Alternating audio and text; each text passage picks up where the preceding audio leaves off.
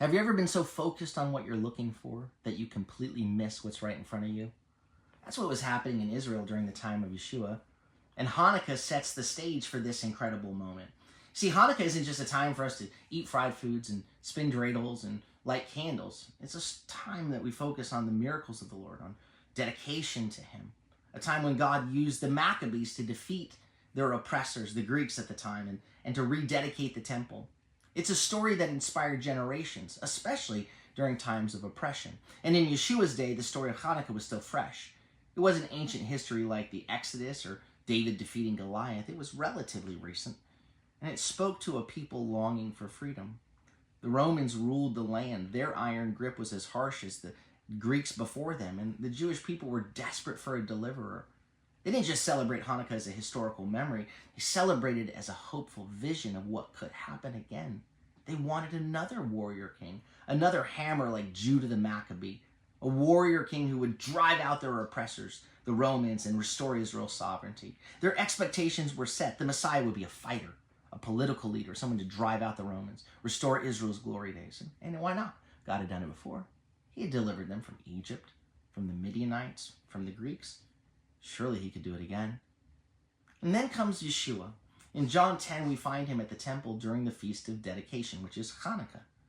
The people had seen His miracles, they'd heard His teachings, and now during this celebration of liberation, they wanted some answers. They asked Him, how long are you going to keep us in suspense? If you're the Messiah, tell us plainly. And He answers, He says, look, in John 10:25, I've told you. You don't believe. I've given you the answer. I've demonstrated to you the answer, but the answer doesn't fit your own desires. So you keep asking, hoping to get the answer you want in the way you want. Right? They already had expectations about who the Messiah would be. They were looking for a Maccabee, a hammer, not a shepherd. They were looking for a hammer who would lay down the lives of their enemies, not someone who would lay down his own life and submit to the hammer. And so many of them just missed Him. Why? Because of their wrong expectations. They wanted a Messiah who looked a certain way, who fit their vision of what salvation should be. And when Yeshua didn't check their boxes, they couldn't see Him for who He truly was. The people were so focused on finding the kind of king they wanted. They missed the kind of king the Almighty knew they needed, the one standing right in front of them. And so often we do the same.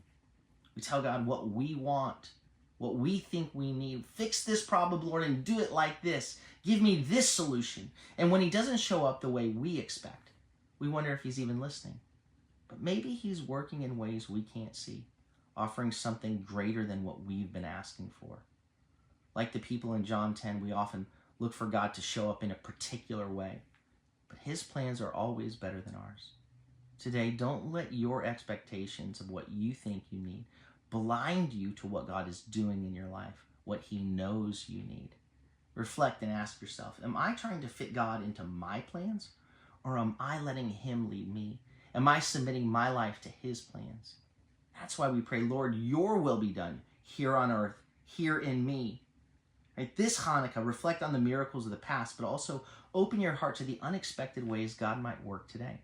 Trust Him to be your shepherd, your good shepherd, even if what you think you need is a warrior. Open your heart to God's unexpected answers this Hanukkah.